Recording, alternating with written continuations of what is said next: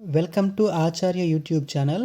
Hi students, ఈరోజు మనం ఈ వీడియోలో ఉపాధ్యాయ విద్యకు కృషి చేస్తున్నటువంటి కొన్ని సంస్థల్లో ముఖ్యమైనటువంటి సంస్థ ఎన్సిఈఆర్టీ. ఈ ఎన్సిఈఆర్టీ సంస్థ గురించి సులభంగా కోడింగ్ రూపంలో ఎలా నేర్చుకోవచ్చో ఈ వీడియోలో తెలుసుకుందాం. ఎన్సిఈఆర్టీ ఫుల్ ఫామ్ చూసుకున్నట్టయితే national council of education, research and training. ఈ ఎన్సిఈఆర్టీ అనేటువంటి సంస్థ 1961వ సంవత్సరంలో ఏర్పడింది.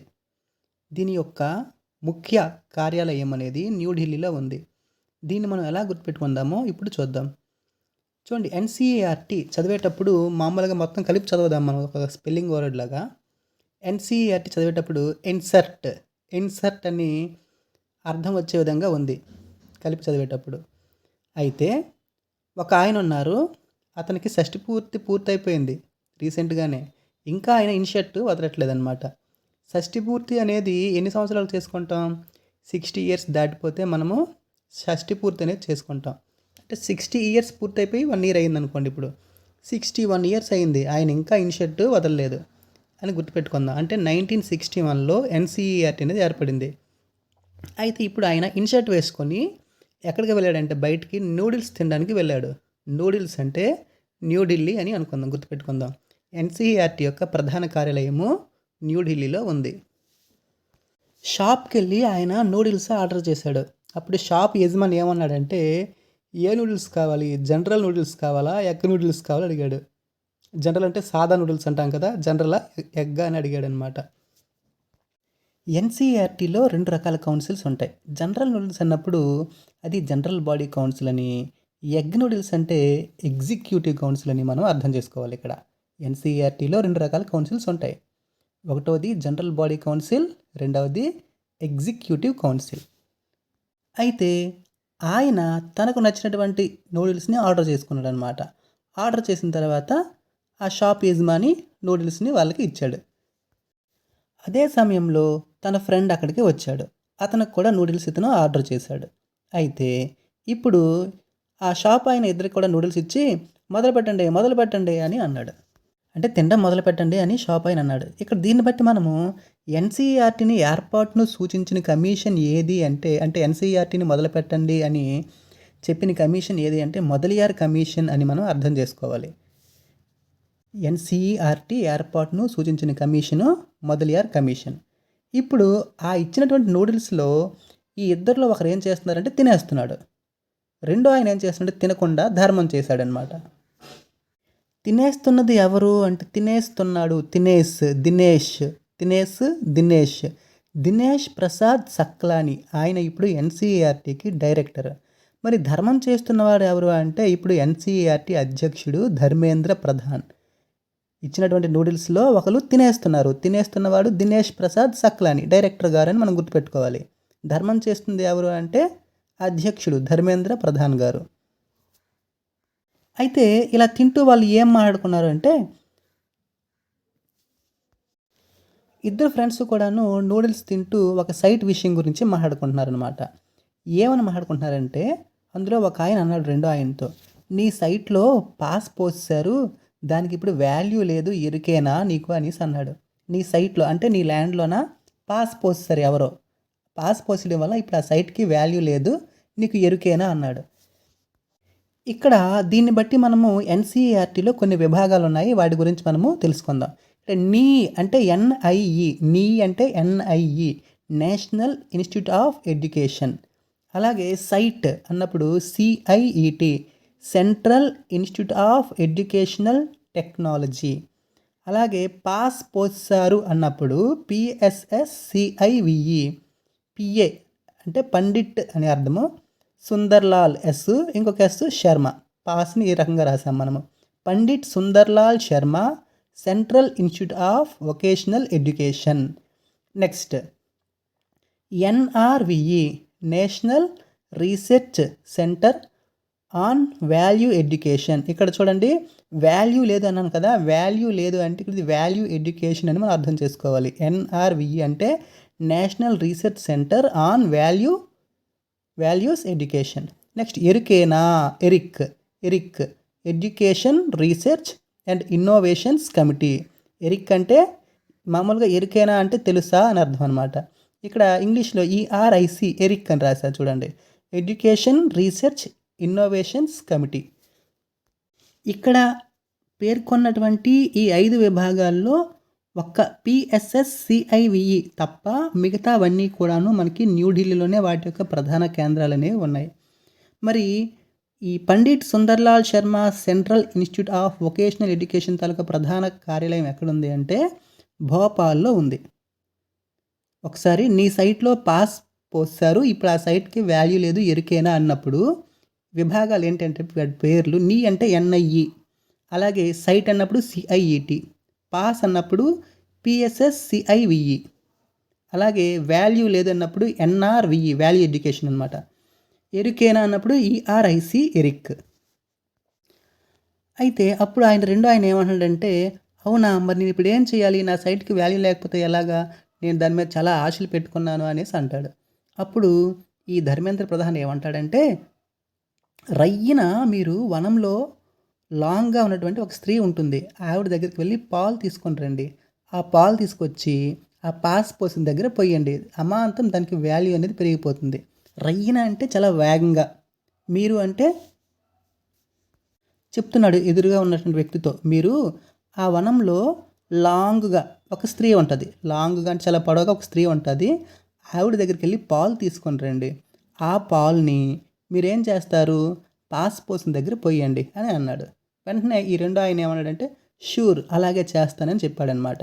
ఇక్కడ రైనా అంటే RIE regional institute of educations. ఇవి ఎన్సీఈఆర్టీకి 5 ఉన్నాయన్నమాట. ఈ ఆర్ఐఈలు 5 ఉన్నాయి. అవి ఎక్కడెక్కడ ఉన్నాయి అంటే మీరు అంటే ఆజ్మీరు అని మనం గుర్తుపెట్టుకోవాలి. వనం అన్నప్పుడు భువనేశ్వర్ అని గుర్తుపెట్టుకోవాలి. లాంగ్గా ఉన్నటువంటి స్త్రీ ఉంటుందని చెప్పాక, లాంగ్ అంటే షిల్లాంగ్ అని గుర్తుపెట్టుకోవాలి. షీ అంటే ఆమె పొడవుగా ఉన్నటువంటి స్త్రీ ఆ వనంలో ఉంది, షిల్లాంగ్ అని గుర్తుపెట్టుకోవాలి.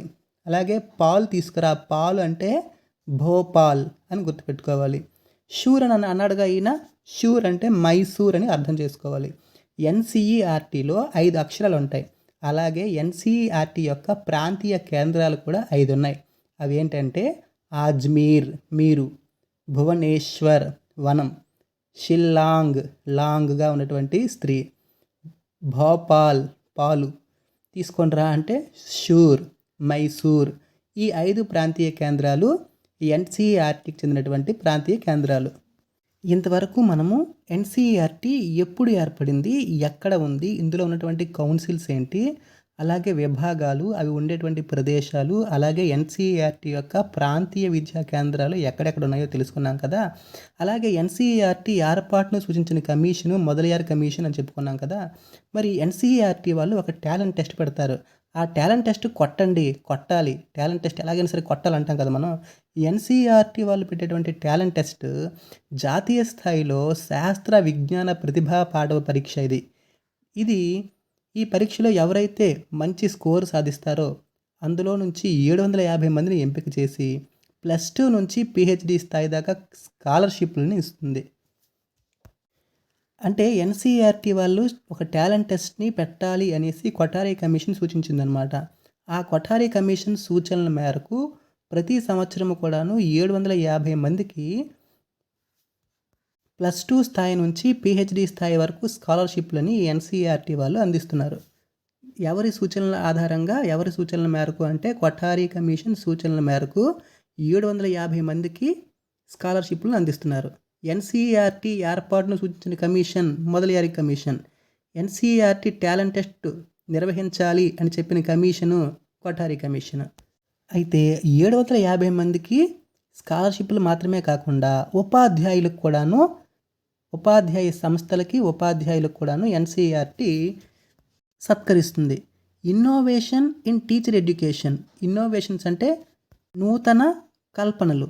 ఇన్నోవేషన్ ఇన్ టీచర్ ఎడ్యుకేషన్ పేరిట ఉపాధ్యాయ శిక్షణ కళాశాలలో పనిచేసే 30 మందిని, అంటే డైట్లో పనిచేసేటువంటి ఉపాధ్యాయులు ఉంటారు కదా, వాళ్ళలో 30 మందిని, అలాగే ఇన్నోవేషన్ ఇన్ స్కూల్ ఎడ్యుకేషన్ పేరిట అంటే పాఠశాలలో పనిచేసేటువంటి ఉపాధ్యాయులు, ఇందులో 70 మందిని, మొత్తం 100 మంది.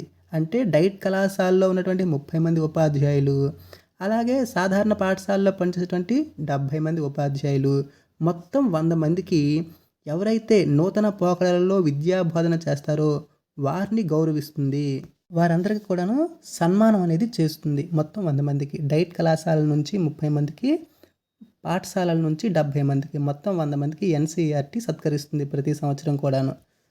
అయితే గతంలో ఈ అవార్డుల్ని వ్యక్తిగతంగా ఎవరికి ఏ టీచర్ అయితే ఆ టీచర్కి ఇచ్చేవాళ్ళు. కానీ ప్రస్తుతం ఏం చేస్తున్నారంటే all India competition on innovative practices and experiments of education in school teacher education institutions అనే పేరుతో ఎంపిక చేయబడిన పరిశోధనలకు ఆ పాఠశాలలు అలాగే ఉపాధ్యాయ సంస్థలకు 20,000 రూపాయలు జాతీయ స్థాయి అవార్డులు అలాగే నగదు బహుమతి ఇవ్వబడుతున్నది. ఇంతకుముందు ఈ జాతీయ స్థాయి అవార్డులు అనేవి వ్యక్తిగతంగా ఇచ్చేవాళ్ళు. తర్వాత ఈ అవార్డులను ఏం చేశారంటే వాళ్ళు పనిచేసేటువంటి స్కూల్స్కి, ఆ విద్యా సంస్థలకి ప్రకటిస్తున్నారు. ఇప్పుడు మనం ఎన్సీఈఆర్టీలో ఉన్నటువంటి 5 అక్షరాల ఆధారంగా మరో 5 కొత్త పాయింట్లు మనం నేర్చుకుందాం. అయితే ఫస్ట్ చూడండి, ఎన్సీఈఆర్టీలో ఫస్ట్ అక్షరము ఎన్. ఎన్ ఆధారంగా ఎన్సీఎఫ్ అని గుర్తుపెట్టుకుందాం. ఎన్సీఎఫ్ అంటే జాతీయ పాఠ్య ప్రణాళిక చట్టం. ఈ జాతీయ పాఠ్య ప్రణాళిక చట్టాలని ఎన్సీఈఆర్టీ రూపొందిస్తుంది. అలాగే UNESCO, UNICEF, UNDP, UNEP, UNEPA, WHO ఇవన్నీ కూడా అంతర్జాతీయ సంస్థలు. అలాగే ఇతర దేశాల జాతీయ సంస్థలు కూడా కొన్ని ఉంటాయి. జాతీయ విద్యా సంస్థలు అంతర్జాతీయ సంస్థలతోనూ అలాగే ఇతర దేశాల జాతీయ విద్యా సంస్థలతో కలిసి మన ఎన్సీఈఆర్టీ అనేది పనిచేస్తుంది. ఇక C for CABE, central advisory board of education ఉంటుంది కదా, కేంద్ర విద్యా మంత్రిత్వ శాఖ సిఫార్సులను అమలుపరిచి దేశవ్యాప్తంగా గుణాత్మక విద్య అందించడానికి కార్యక్రమాలు సిద్ధం చేస్తుంది మన ఎన్సీఈఆర్టీ. అలాగే ఈ for early childhood education, ECCE అంటాం కదా, ఎర్లీ చైల్డ్హుడ్ ఎడ్యుకేషన్ కోసం ఆటపాటల పద్ధతి అలాగే కృత్యాధార బోధన పద్ధతి, ఈ పద్ధతుల్లోనే బోధన జరగాలి అని ఎన్సీఈఆర్టీ వ్యాఖ్యానించింది. ఈసీఈ వాళ్ళకి ఈ రకమైనటువంటి విద్యా ప్రణాళికని రూపకల్పన చేసింది ఎన్సీఈఆర్టీ. ఎలాంటి విద్యా ప్రణాళిక అంటే ఆటపాటలు అలాగే కృత్యాధార బోధనా విధానం. Next are for reference book తయారు చేస్తుంది. టీచర్స్ ఎవరైతే ఉంటారో వాళ్ళకి రెఫరెన్స్ బుక్స్ని కూడాను ఎన్సీఈఆర్టీ ప్రింట్ చేస్తుంది. అలాగే ఎక్కడైతే పరిశోధనలు జరుగుతూ ఉంటాయో ఆ పరిశోధనల తాలూకా ముఖ్యాంశాలు అంటే రీసెర్చ్, ఎన్సీఈఆర్టీలో ఆర్ ఫర్ రీసెర్చ్ అనుకుందాం. ఈ ఆర్ అంటే రీసెర్చ్ ఉంది కదా, ఎక్కడైతే పరిశోధనలు జరుగుతాయో ఆ పరిశోధనల తాలూకా ముఖ్యాంశాలని ఇండియన్ ఎడ్యుకేషనల్ అబ్స్ట్రాక్ట్ అనేటువంటి మ్యాగజైన్లో ప్రచురిస్తుంది ఎన్సీఈఆర్టీ. ఇండియన్ ఎడ్యుకేషనల్ అబ్స్ట్రాక్ట్లో ఈ పరిశోధనల తాలూకా ముఖ్య అంశాలను ప్రచురిస్తుంది అంటే ప్రింట్ చేస్తుంది. అలాగే టీ ఫర్ టెలివిజన్, అలాగే రేడియో పాఠాలని ఉపాధ్యాయుల కోసం ప్రసారం చేస్తుంది. నూతన పద్ధతుల విధానాలను కూడాను ఎన్సీఈఆర్టీ రూపొందిస్తుంది. అంటే టెలివిజన్లోను రేడియోల్లోనూ ఉపాధ్యాయుల కోసము కొన్ని కార్యక్రమాలని ప్రసారం చేస్తుంది. అలాగే tea for text books, work books అలాగే సప్లిమెంటరీ రీడర్లను కూడాను ఎన్సీఈఆర్టీ ప్రింట్ చేస్తుంది. మన జాతీయ భాష అయినటువంటి హిందీ భాష అభివృద్ధికి అనేక కార్యక్రమాలు కూడాను ఎన్సీఈఆర్టీ నిర్వహిస్తుంది. సిబిఎస్ఈ సిలబస్ అనుసరించి 1వ తరగతి నుంచి 12వ తరగతి వరకు అందరికీ కూడాను పాఠశాల స్థాయి గ్రంథాలను కూడాను ఎన్సీఈఆర్టీ తయారు చేస్తుంది.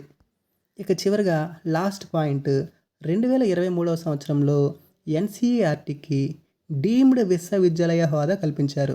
2023వ సంవత్సరంలో ఎన్సీఈఆర్టీకి డీమ్డ్ విశ్వవిద్యాలయ హోదా కల్పించారు. ఫ్రెండ్స్, ఈ వీడియో కనుక మీకు నచ్చినట్టయితే వీడియోని లైక్ చేయండి, షేర్ చేయండి, అలాగే మన ఛానల్ని సబ్స్క్రైబ్ చేసుకోండి.